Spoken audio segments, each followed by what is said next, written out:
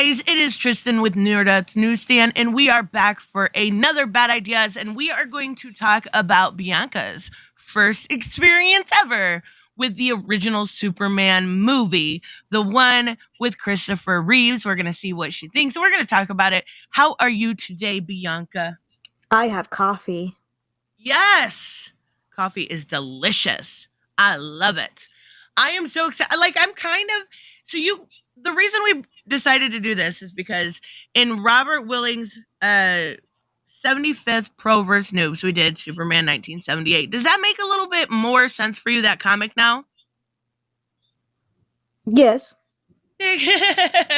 Overall impression. Like, tell me what you think. It's okay. Why is it just okay? That's just me being nice. So, did you not like the cheese? Like the campiness of it? I didn't really care about that. I felt like there were so many things I just couldn't take seriously. And as a person who's like, I'm watching all 5 of the Planet of the Apes movies, so I can review them with Robert. By the way, you can go to that to check them out. One's going to be out soon. I'll put it in the description. Good. Planet of the Apes? Yeah. 3. No, but aren't they a remake? Yes, the other 2 are the remakes. Okay. There's the originals from the 1970s. Then there's the Mark Wahlberg from 2001, and then there's the Matt Reeves. That's way later on. Yeah, I've heard good things about him at least.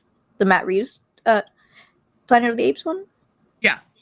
Yes, that is like my current favorite one because before that I saw the Mark Wahlberg one, and I don't have really good memories of that. The only thing I remember, which is the one I'm referencing right now, is that he kissed a person in the monkey suit who's supposed to be chimpanzee outfit, who's supposed to be like a chimpanzee, but the effects are not really good. You know, he kissed her on the lips, and then during my childhood and teenage life and adult life, I'm constantly remembering that, like, why would you do that? And then I'm watching the older ones and they do the same thing. The guy's like, I want to kiss you. And I'm like, what? and she's like, okay, but you're just so ugly. And then I'm like, you're married. Why would you let a man kiss you on the lips? And then that's when in the Pro Teaches Noobs, we were looking at the comic version of how it was actually supposed to end on the very first movie. And in that one, the guy kissed her on the forehead. It was cute. And everybody else in the freaking movies kissed him on the lips. Disgusting. Kiss him on the forehead, guys. It's an option. Oh, yeah. Miss Tessmacher. I don't even remember her first name. Should have taken that. Wasn't her first name? I thought they kept saying Miss, or maybe it's just Tessmacher. Maybe her first name's Tess. I don't fucking know. I had the subtitles on, and Tessmacher wasn't separated. It was together, so I guess that is her last name. Yeah, that's what I thought. But yeah. Sorry about that. I'm too old. Like, for all the evil she did kind of save the world. Well, she wanted him to save her mother first. Yeah, Lex was so flippant about that. He's like, my mom lives in New Jersey or wherever it was. And he's like, oh, oops. Like, yeah, it was just it. That was just it. It was just like, oh, sorry, bitch. Like, yeah, that's Lex. So, and I'm like, that's a good Lex right there. Yep. I didn't personally like his outfit so much, but I was like, it's that day and age, so I'm going to accept it. I hated his freaking necktie so much, and I'm like, really, yellow with polka dots and stripes? I'm like, okay. I love when he takes his wig off, though. Like, at the very end, it's like, what was the point of wearing it this whole time? But now you're just gonna take. Okay, all right, sure. I don't even mind. The only time he also takes it off is when he's in the pool and he has this hat on, and then he's asking for Otis to get his robe, and then there's just a pile of wigs on there, and I thought it was the girl's wig. I thought it was the girl's. It was his. I feel like it might be both's, because there's one that looked very feminine, and then there's one that were just like curly. Because we have seen her hair change. Right. And then when they did that heist thing, she also had that blonde wig. Yeah, she looked like Marilyn Monroe. That heist when she has that, super fake accident and she's laying on the ground. That guy, he comes up, he's like, "Well, I suggest we do a vigorous chest rub." And proceeded by mouth to mouth. And he's like, no, I'll do it. I'm not going to make my lieutenant do something that I wouldn't do myself. And then he makes them all turn around like, bro. And no, it's so weird because he tells them to watch, and then he's like, "No, turn around." And I'm like, "Wait, you just told them to watch, though. You said you wanted to make it like an example or something." And that lieutenant was so angry. He was like, "No, wait, I can do." He's like, "No, you can't." Oh my god! I mean, I get it what they were going for, but holy crap, it was funny. I'm surprised she was like a sport about it. She just like, whatever. I mean, she didn't complain, and I'm like, oh, she must, had no problem with it. She's got those femme fatale vibes. Mm-hmm. She could do it, but unless her mom was involved, then she'd be fucked. So, what'd you think about the history? They kept repeating, "Don't get involved in history," or what was the exact word? I forget. Like, you cannot interfere with history. Oh, that Jor-El line? Yes. And then he does. Yeah, I was so confused. I was like, oh, this is a time travel movie too? We're going back in time. I hated that ending, honestly, so much. Would you have rather it just ended with Lois dying? No, I would have wanted them to find a way to save Lois from dying. Like, I'm like, I don't understand how slow or fast you are in this movie because it seems very inconsistent.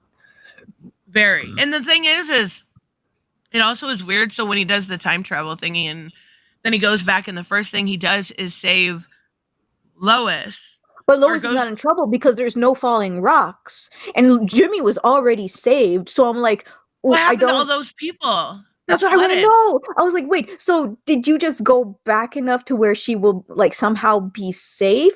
Like, are the other people still safe, or are you going back and redoing everything just at a faster or better speed because you know what to do now? Like, I don't understand. Like, it made it feel almost like he saved Lois and let all those other people die. Like, I was confused too. I mean, I know you're not supposed to look into it too much, but I was like, bro, you just saved a flood, you saved Jimmy, you did this. Like, all of those things just gone. What the fuck? And then Jimmy just comes out of nowhere, and I'm like, wait, so you're saved? And he's like, yeah, Superman saved me at the dam and all that stuff. And I'm like, yeah, but the rocks are supposed to be falling, so what happened? Right. I don't understand. It was, the time travel part is just really bad in general. Like, I get he wanted to save Lois. I get that. Like, all the good he's done, he deserves to have Lois. I get that. But it just like, maybe, I don't know. Not I the was best surprised ending. They did that in the very first movie. Usually something like that would be like at the second or third movie or something. Right. Usually it's usually like when they're desperate for a script. Like, well, let's just throw in time travel, throw in this, throw in that, put in the kitchen sink, and we've got a third or fourth movie. Nope, I found it really funny that he was so fast that he ended up twisting time. I mean, turning back time, but he still wasn't fast enough to save Lois in time. And I'm like, you could have made the speed. You just didn't. Yeah. And then Lex Luthor says, no, not even you can get both bombs before they go off, but you can turn back time, bro. You should have been able to get both bombs. What did you think he was going to be doing? How do you think he was going to save both? Did you have an idea? I kind of just thought he was going to be fast enough. I'm not going to lie. Like, when Lois was actually dead, I remember the first time seeing it, I actually was very surprised. Like, because I was like, I know that she's in other movies and stuff. What the fuck? Like, I expected him to get her out and, I don't know, give her mouth to mouth or do chest compressions or something and get her back around. Enough, definitely. Yeah. So like, what I thought was going to happen was that he was going to find one of the bombs and throw it to the other bomb so it can explode and just not hurt anybody. And I'm like, oh, so they're just not going to do that. I mean, it's the easiest way, in my opinion, but okay. Not only the easiest way, actually the smartest way, because it would have gotten rid of that time travel little part there, and it would have made sense, and it would have made it so less people suffered. There was no damage, no fault line that needed restored, like no kids on the bridge falling over. Come on, that would have been smart. But which maybe, I realized that reminded me of Superman and Lois, the bridge scene. There was something similar to that, I think, in the first episode, but it was in China. Yes, there was. I do remember that. I watched the first season of that, but I need to watch the rest eventually. But yeah, I forgot about that. And that show is very similar to this in like the upbeat, like aspirational sense, where it's not dark and dreary like Man of Steel. But this like Christopher Reeves is still gonna always be my favorite Superman. He plays that. He almost plays Clark better than he plays Superman. Like, he's such a great Clark. Oh, I really love his portrayal. I'm like, I kind of want this. Tyler, I'm not going to pronounce his last name, from Superman and his portrayal of Clark is like, it's literally that. Yeah. But in his everyday life, but it's not an act. It's just him. And he does such a good job, like also adding the kids in, being a father, being a husband. And the only thing I felt bad for Clark in this movie, because he's so he's so overshadowed by Superman. So I don't remember, but I know Lois finds out at one point. Like, she's starting to put the pieces together. Like, at the end, she notices when they ask, where's Clark? And she's like, no, that can't be. You know, like, but I want her to know. Was Clark supposed to be there in the first place? I don't know. They don't make that clear either. That's why I was confused. I'm like, why would you now have that type of, like, doubt when I don't think he was supposed to be here in the first place? Because he does ask Perry White, hey, where's Lois and Jimmy? Oh, they're at this, and this, and they left without him, so it's like, I don't think he was invited. One of the problems I did have as him is Clark Kent is that he is so obsessed with Lois. Like, he's always asking where she is, and I'm like, can you chill, bro? For 1 second, like, call your mom. Clark is a super simp. Super simp. That's his superpower. And not only that, but like, she directly says to him, like, she's not interested in any life but a reporter. She's like, oh, I've seen the other side. My sister has kids, husband, 2 kids, animals, and some cats. Yeah. And ew. Like, wouldn't that be a turnoff to Clark? Like, I can change her. Yeah, he's like, I can fix her. I can make her want this life. But that's Lois Lane. Like, that was a good line for Lois Lane. That's how she was before, Jonathan and stuff. And then I have no problem with that, like, character. She plays it. Like, have you ever seen Amy Adams as Lois? Like, yeah. What did I see? Oh yeah, Marvel. Batman versus Superman versus Batman. That's just a name, right? Yeah, BVS. Yeah, BVS. That's the only time I saw her, because I didn't see Man of Steel. Now you got to see Man of Steel to compare. We have to. I know. And that we got to do it next week, because I'm curious, because it's such a drastic. It's been years since I've seen it too, because I didn't care for it, but it's such a drastic difference. Like, that's when updating for a modern audience goes so wrong. It goes so wrong. But I don't think that this Lois is the most beautiful woman. I don't think that she is the most, like, attractive, as far as, like, she's got a weird mouth and shit. Like, but she's so weird mouth. She does.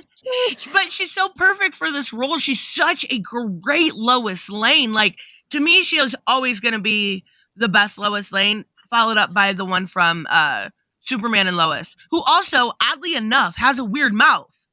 I don't know.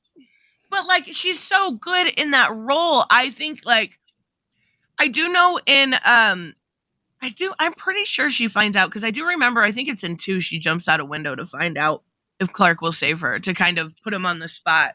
Um but I What the love heck? the yeah. She's like, "Oh, you're not Superman. Let's find out," and jumps out the fucking window. But if Superman comes out from the bottom, you know, he can literally change so fast. So it's like she wouldn't find out anyway. Yeah, I'm pretty sure that's what I'm pretty sure he doesn't find out and she's confused, but I know at some point she does because they get together. Like, but Clark's trying to date her as Clark, and then like all smiley that she's smitten for Superman. Like, I don't know. That would feel weird to me. It would feel weird because he's like, "Oh, she likes me," and I'm like, "She doesn't like you. She likes Superman, bro. You shouldn't be so excited because she doesn't like you. That should be kind of like a hit, a jab at the heart." Yeah. She's like, "No, you're not. Yeah, I don't see myself with you." And I'm like, "Why'd she agree to go on a date with him then?" Like she was so out of it, and I'm like, "Bro, this is." She's like, "That's Clark nice." I was like, yeah. I'm like, sis, did you hear that? She's like, what? She's like, she said that's Clark nice. And he's all smitten. I'm like, no, this feels weird. You gotta like, I know you want to keep your superhero civilian identity, but at some point when you gain the trust, you gotta go for it because it's not gonna work otherwise. Like you just can't do that. I don't know. Overall, I would his mom for dating advice would be kind of cool. Yeah, and then we can establish that his mom is still around. Saying, "I'll see you on TV."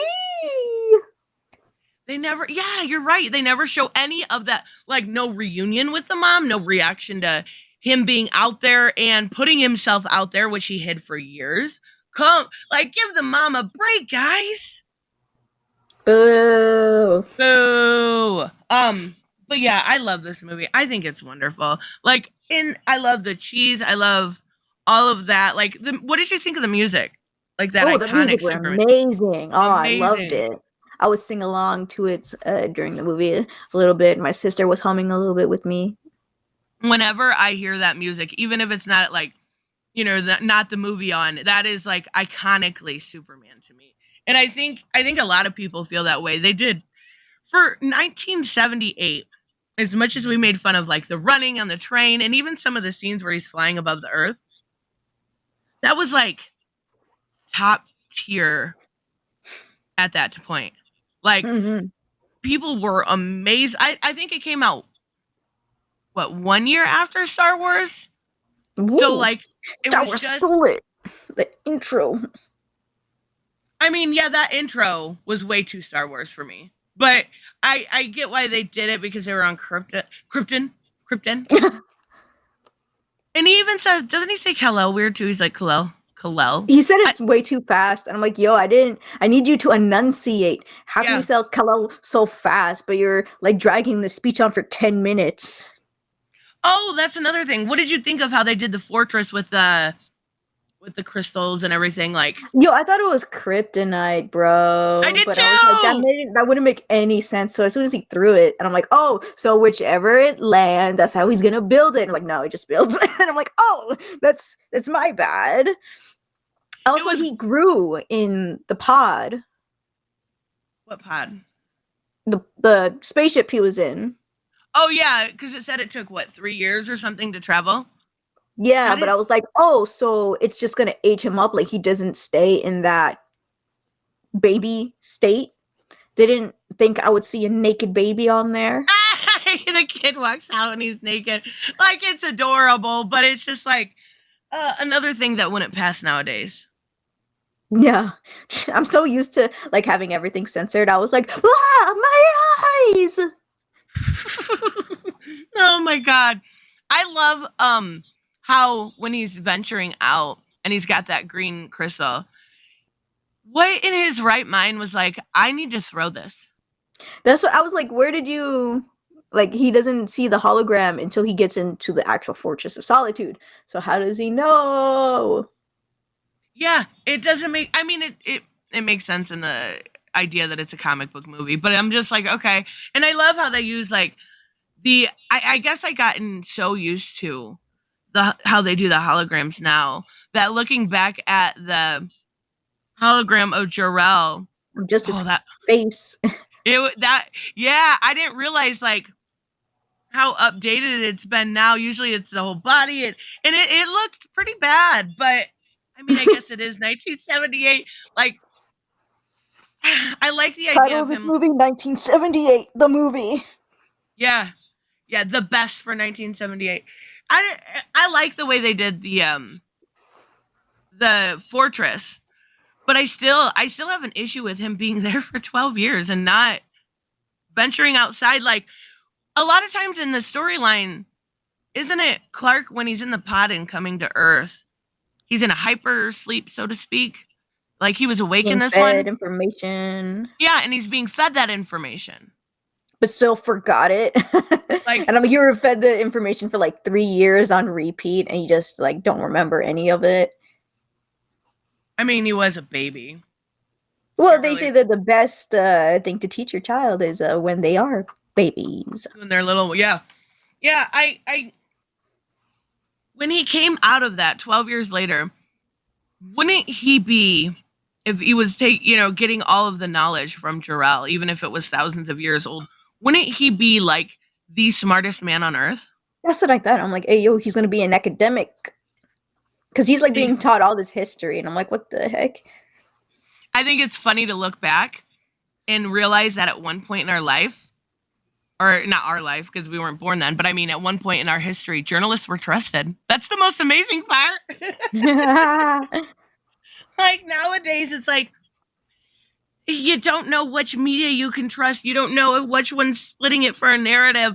But back then it was like, it was a good, prestigious, honest job to be a journalist. I kind of like, I kind of fucking miss that time when you could trust journalists and you could look at the news and it would be honest. And you've got people like Lois Lane that are out there trying to get the truth out and everything else. And now it's just like, it was definitely a lot easier back then because in older movies, from what I've seen, there were still people who were like way to one side and have an agenda to try and manipulate you somehow. And I do like that they, even in really old media, they always try to call it out. It's just harder but nowadays it's harder to find what's the actual truth. Oh yeah, absolutely. Because anybody nowadays can be an internet journalist, so to speak. Like anybody can go online and start a blog, start a YouTube channel, start this. They can literally, like I seen something the other day talking about, did you see that girl on Twitch that got caught on stream having sex and she only got a 7-day ban? I heard about it, yeah. I didn't see it, thank goodness. Well, yeah, that's true. I seen people reporting that it happened again. Big YouTubers with more than 1 million subs, and it was a complete and utter lie. Like, so who do you believe? Wait, she didn't get banned again? She didn't get in trouble she didn't again? get caught again. It was just a different angle. Somebody found. Somebody had clicked. And like you've got these people reporting like straight up fucking lies. Like it's such a fucked up world. Like looking at a movie like that, the simplicity of life is very appealing because social media has fucked up our society so much. It's nice to look back at a time where you had people that were willing to help and be friendly. Sure, you had, your Lex Luthors, but like, it's kind of cool to look back at a period when, people did their honest to God jobs. People did, these things not only for, obviously they were getting paid. I don't mean that, but like these people just wanted to live a normal life and just, I don't know, it's kind of cool. Like I kind of wish I had grown, maybe not. I like the internet a lot. I was gonna say, I kind of wish I had grown up in a social media-less era, but no, that's a lie. As I say that as we're recording for a YouTube channel. Yeah, that's a lie. Yep, no. They're like, oh man, back in the day, I'm like, listen, I have my PS3, I have my Wii, I have my PS2. I'm not giving that up, bro. You can give it whatever you want to. Yes. That's great. That's awesome, though. Yeah, I still have my games and all that stuff that Hey, you don't ever finish, and I then you think I still remember have a it. 360. I think I still Yeah, have a 360, but I don't use it. Like, it's just there. 360 is mine now. So overall, let's give it. What do you got? You got a number for me? I have different numbers for different reasons. I have the film in general, the overall score. I have also the Superman score. Ooh, Then I I like it. have the younger Clark Kent, the intro to the young Clark Kent score. Okay, so what's your intro to the young, like Clark to adulthood score? Oh, that was like 2 out of 10. F plus. An F plus. At least it's a plus. Yay. What about older? Older. Oof, that was like an A minus. Like an Probably because I 8? wanted to see more. That's fair. So what about overall? Overall, 6 out of 10. 6 out of. You are a tough critic. My sister also gives it a 6 out of 10. You are a tough critic. Ooh. As an overall movie, it's just okay. Great Clark Kent, great Superman portrayal, great score, music score, but a lot of things just fall flat in this Is it the movie. writing? Yes, the writing, the decisions. It has nothing to do with the special effects because I love watching older movies all the time. And one of the older movies that I liked, I forgot what year it was. Very, very old. There's that black and white movie, German movie called Metropolis, and it's like almost 4 hours. Uh-huh. Yeah, it's like super old, but it was the first sci-fi movie of its time. And despite having no dialogue, actual speaking, Oh, because it was wow. an older movie, it was like, how they did in the Charlie Chaplin days, Yeah. how they spoke, but nothing's coming out. And then it just Right. switches to a blank screen with subtitles on Yes. it. Yeah, so Oh it my was like that. And but like I was on the top of my seat. I was like, yo, what's gonna happen next? Yo, this is so interesting, bro. And it's like, man, like they did this, and it was like in Germany, the first sci-fi movie, and it was so good. Where is this other stuff like this nowadays? That's so cool. I've never seen anything like. I mean, I've seen like clips of them, but I've never watched a movie like that. It's greater in full context because I was like, what the heck am I watching? Why is she dancing that way? Apparently, it was like provocative during that time. I think I would give this. I think I'm a little more forgiving than you, just because I've had the experience of Man of Steel and know how bad it can get. So I think I Watch would me give. rate Man of Steel higher. I'm just kidding. Oh my Hopefully that god, doesn't no. happen. I think I would give it like overall a 7 out of 10. As far as Clark Kent and Superman portrayal overall, a 9 out of 10. Like this will forever be my Superman. This will forever be like that, and a lot of it is nostalgia, right? Like a lot of it is that draw in that you hear that music and you get that like rising feeling and you get excited. But yeah, some of the writing, the flying drives me crazy. We are not Peter Pan here, guys. We're just not. And some of the things make me laugh, like the smacking and the weirdness. But overall, it's fun and it's feels like Superman. It doesn't feel like Depression 2.0 with Zack Snyder, which is totally what we're doing next week, by the way. All right.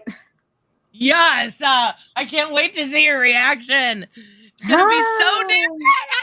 It's going to be a live reaction. We're both going to be watching the Man of Steel together, commentary. No, I'm just kidding. I've seen people do that too. I'm like, that's got to be really hard to do. I've been thinking of actually doing that, but I was like, that's a lot of editing.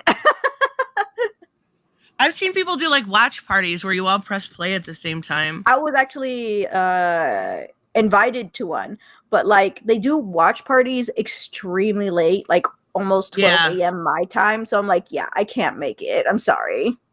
Yeah, that's super late. That's when I am asleep in my bed. All right, guys, we are going to wrap up. Did we miss anything before we go, Bianca? All the people hating me because of the criticisms I have. Oh, it's coming. It's coming. Yes, and next week we're going to do Man of Steel, so I'm excited for that. I am. Make sure you guys subscribe to Bianca's channel. It is mandatory. You already know this. We will see you guys in the next one. Bye-bye.